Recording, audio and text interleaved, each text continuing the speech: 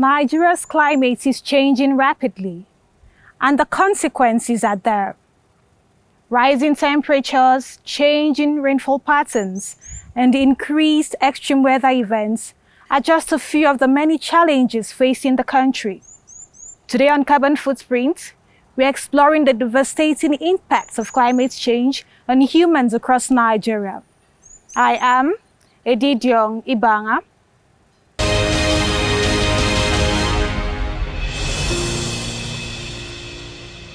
As we explore the impacts of climate change on humans across Nigeria, it is clear that the situation is critical.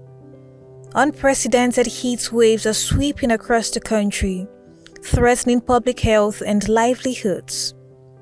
Experts warn that temperatures have pushed beyond 40 degrees in various parts of the country, and the intensity of heat waves can be attributed to climate change. The United Nations has designated June 5th as World Environmental Day, a global event that brings together volunteers and partners to raise awareness and action for environmental protection.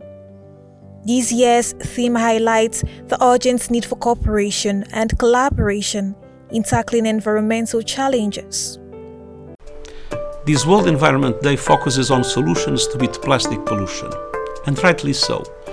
Plastic pollution is choking our planet, harming ecosystems, well-being and the climate. Plastic waste clogs rivers, pollutes the ocean and endangers wildlife. And it breaks down into smaller and smaller parts. It infiltrates every corner of Earth, from the top of Mount Everest to the depths of the ocean, from human brains to human breast milk. Yet there is a movement for urgent change. We are seeing mounting public engagement, steps towards reusability and greater accountability, and policies to reduce single-use plastics and improve waste management. But we must go further, faster. In 2 months, countries will come together to hammer out a new global treaty to end plastic pollution.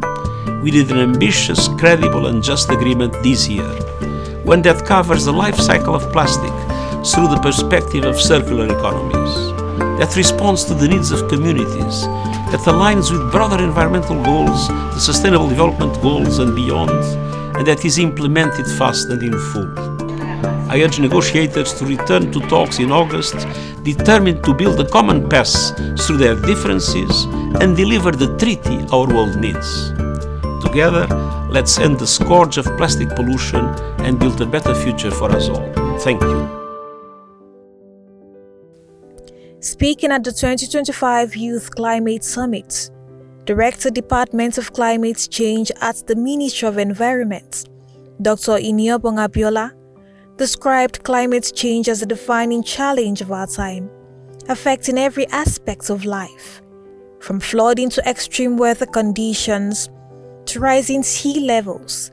These are the impacts felt across communities.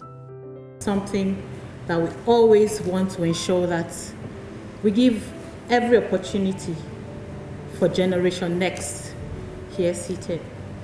On that note, I'd want to say I'm really honored to stand before you and to be part of this meeting. I believe this meeting is celebrating World Environment Day. Is it? Yes. Okay, so happy World Environment Day. This provides opportunity for meaningful youth engagements in combating climate change. We are all aware that climate change is a defining challenge of our time. It's no longer a distant threat, but an urgent reality that affects every aspect of our lives and even our future. Its impact is felt across our communities through extreme weather conditions, rising sea levels, and we are hearing of the flooding in different parts of Nigeria, even across the world. It's in the light of above that the governments all over the world is aligning with actions, both international, global, regional, and even national here, as we experience, to ensure that Our global commitments, the Paris Agreements, the UN Sustainable Development Goals, and our national climate change policies align with everything all relevant stakeholders are doing, such as you, to ensure we deliver on our national climate actions. The United Nations is supporting Nigeria to transform this challenge into a pathway for sustainable growth and green job creation. UNDP is strengthening national and state-level waste management system and promoting circular economy model. UNIDO is investing in eco-friendly industrial solutions. The ILO is investing in green job and waste recoveries. UNIC, along partners like Green Hub Africa and the Nigeria Environment Society, is increasing awareness through advocacy. And the broader UN family is supporting national strategies aligned with SDG 12 on responsible consumption and production and SDG 13 on climate action. Globally, the United Nations is advancing change through the UN Environment Programme beats plastic pollution.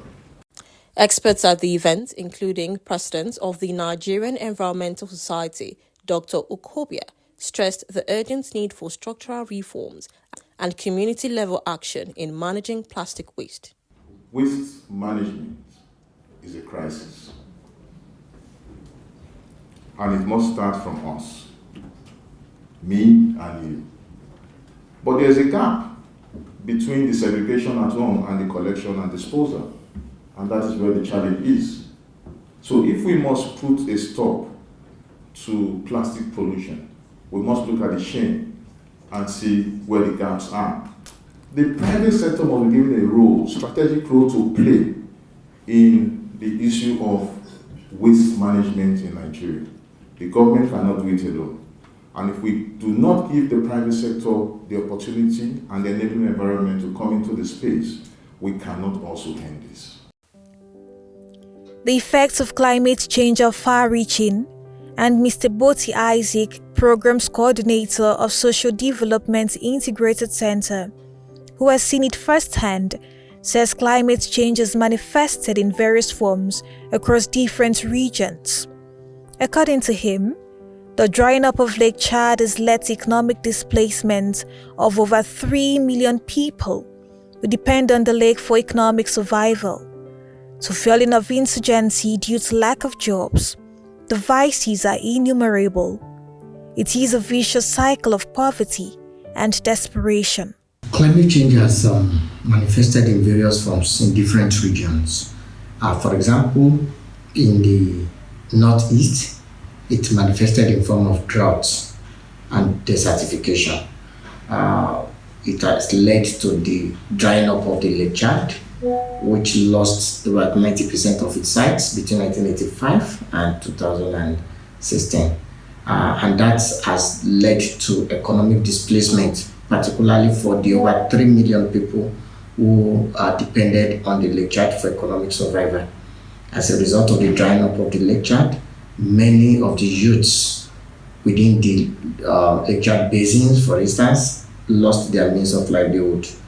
Hence, they become readily available tools in the hands of criminal elements like the Boko Haram, insurgents, and other groups. And it has also led to several crises like communal crises and clashes between farmers and fishermen because the little channel of water that flows into the Chad has been diverted by farmers for irrigation purposes. And that brought a clash that has led to the death of many people and unrest within the region. And then on the other hand is the effect of desert encroachment as a result of long period of droughts within the region, which has also resulted in farmer elders clashes because of the struggle for limited resources, the arable lands, the little lands that are available for agricultural purposes are being encroached upon by elders, and that again led to that. So it has It has both economic and social impact on the lives of those people within the region. One of the reasons why Boko Haram continue to flourish is because there are pools of unemployed youth within the region, and these are people who either will have been employed as fishermen, farmers, and all of that. But because of the effect of climate change, they became jobless and readily available for every form of sinister purposes within the region. So that's one effect. And then if you come to the south, for instance, climate change has caused severe ecological crisis. For example, the perennial flooding that exists within the region, which has also destroyed the livelihoods of people within this region who are predominantly farmers and who relied on the little available lands, considering the level of pollution, crude pollution within the region to survive. So every year in 2012, we experienced a massive flood that destroyed thousands of communities across Nigeria. In 2019, similar thing happened. In 2022, it has been a recurring situation that has left community people in despair, that has eroded their means of livelihood, destroyed their social fabrics, because many of them do not even have homes again as a result of flooding. And the floods are as a result of the climate change, that is rise in sea level and all of that. So it portends different impacts on different people depending on the region. So when we look at it aggregately, we will say that climate change has affected significantly a good part of Nigeria, and a good number of our people have been either economically displaced, physically displaced, and all of that. So these are some of the few impacts I could mention at the moment. Thank you. But climate change isn't just an economic issue. It is also a health concern. The vulnerability of Nigeria's population, particularly children, cannot be overstated. Over 70% of the population is under the age of 30, and children are disproportionately affected by the harsh reality of climate change. Ms. Faith Osaratin, Advocacy and Campaign Officer for Save the Child International, highlights the engagement of over 54,000 children and youths globally in expressing the climate concerns and proposing solutions. As the UN Nation Environment Programme has rightly highlighted, plastic pollution is one of the most pressing environmental challenges of our time. Do we agree? With millions and tons of plastic entering our oceans annually, endangering biodiversity, endangering human health, and also livelihood. Nigeria has approximately 70% of its population under 30, so we are very plenty, which means we can bring out a lot of change. And this youthful demographic represents a unique opportunity and a solemn responsibility to drive transformational environmental action. Do we agree? Are we ready to drive change? Great. Now, this same nation that has this very huge youth population also is facing a plastic pollution crisis, with an estimate of 2.5 million tons of plastic generated annually, yet only 12% of this plastic is recycled. Recognizing the urgency of the situation, the federal government has taken very laudable steps, which include banning the use of single-use plastic across the government offices, demonstrating leadership in tackling one of these most visible threats to our environment. Now, at Save the Children, we believe that the children and youths are not just passive victims of climate change, but they are also very powerful agents. Through our Global Generation Hope campaign, we are amplifying their voices, we are applying your voices, and equipping children and youth with tools, knowledge, and platforms they need to lead environmental action within their community, which is part of what we are doing here today. To this date, this campaign has engaged over 54,000 children and youths globally, offering safe and inclusive spaces for them to express their climate concerns, propose solutions, and influence environmental policies. In Nigeria, we have supported children to plant trees, promoted climate education in schools. We have promoted plastic recycling initiatives, and we have advocated decision makers at all levels. So I mean at the local level, grassroots, at the state level, and also at the national level. We strongly believe that children's rights and lived experiences must be integrated into climate policies and frameworks for real and lasting change. Today's summit is a powerful testament to this vision. It creates a dynamic platform for youth engagement, mentorship, innovation, while fostering direct interaction with change makers, experts in the sector such as public health, agri, renewable energy, and more. By doing this, we are nurturing a generation that is informed, empowered, and ready to confront climate challenges head-on. As we reflect on the environmental threats that we face, we also celebrate the hope that resides in our children and youth. Let us affirm our collective commitment to protect our planet, to center children and youth voices in the climate discourse, and to work alongside you towards a resilient and sustainable future. Together, we can ensure that every child and youth not only survives the climate crisis, but also thrives and leads with hope. Let's raise a generation that heals and not harms, a generation with hope. Thank you, and may this summit inspire lasting change. The 2022 flooding in Nigeria was a stark reminder of the country's vulnerability to climate-related disasters. Over 3.2 million people were affected, and entire communities were submerged. Missy Foma Malu, CEO of Clean Technology Hub, warns that the situation could worsen if we fail to act. With a truth we cannot afford to ignore. Your generation is the first generation that is going to feel the full effect of climate change. And your generation is also the last that can do something about it.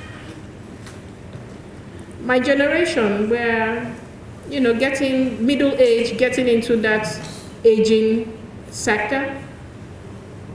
And so the energy to do something is going to lie with the young people. And this is not a tagline, it's a warning, a charge. And for every single young person seated in this room or joining us virtually today, it is a call to action. In 2022, Nigeria faced and experienced its worst flooding in a decade. There were over 3.2 million people that were affected, mainly in the middle belt and in the southeast. Also in the northwest, we had a lot of issues with flooding there. We had entire communities that were submerged, lives that were lost, livelihoods that were shattered. This was just 2 years ago, and I hope you remember all of those images that came through social media. And this is not fiction. This is not the future, it's happening now. Every year, year on year, we get lower agricultural yields, either because of drought or because of increased rainfall and uneven rainfall patterns. And so the truth is even more sobering. If we continue business as usual, we stand to lose 30% of our GDP by 2050. The statistics by experts, and including government agencies, says that we would have nearly $1 trillion wiped out of our economy, not by war, not even by recession, but by our inaction. But yet we face another paradox. Nigeria has something that almost no other country has. We have youth, young people, and lots of them. Over 70% of our population is under the age of 30. This is not just the statistics. That is power and that is energy. It's also innovation waiting to be unlocked. Lack of coordinations among community in terms of building on drainage or waterways and farming in areas that shouldn't be. We let them understand that. And then two, we work basically around two things anyway, mitigation and adaptation.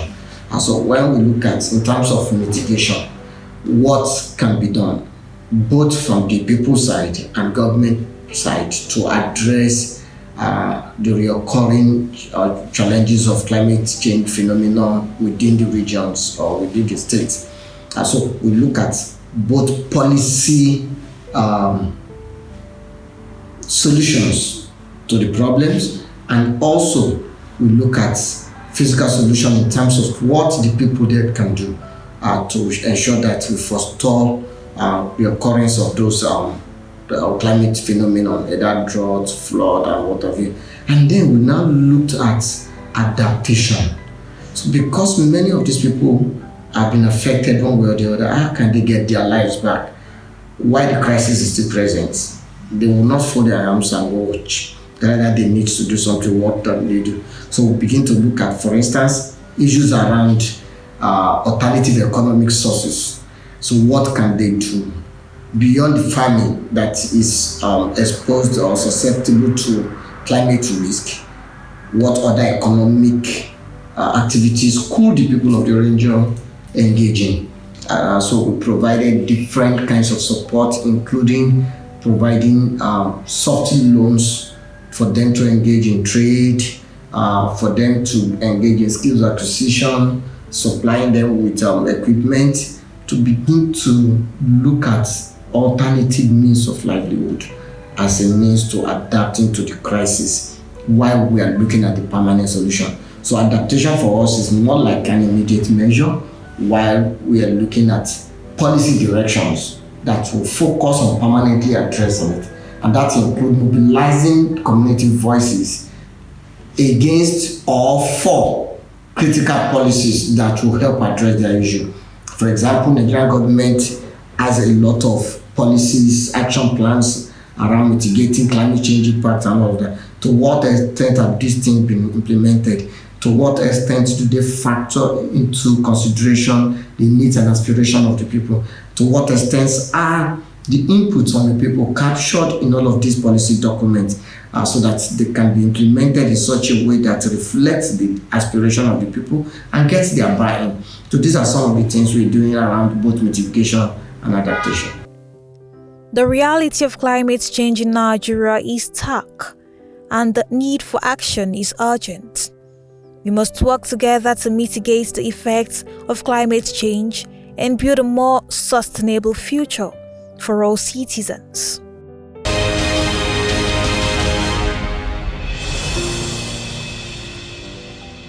As we wrap up this episode of Carbon Footprint and celebrate the World Environmental Day, it is clear that climate change is a complex issue that requires a multifaceted approach.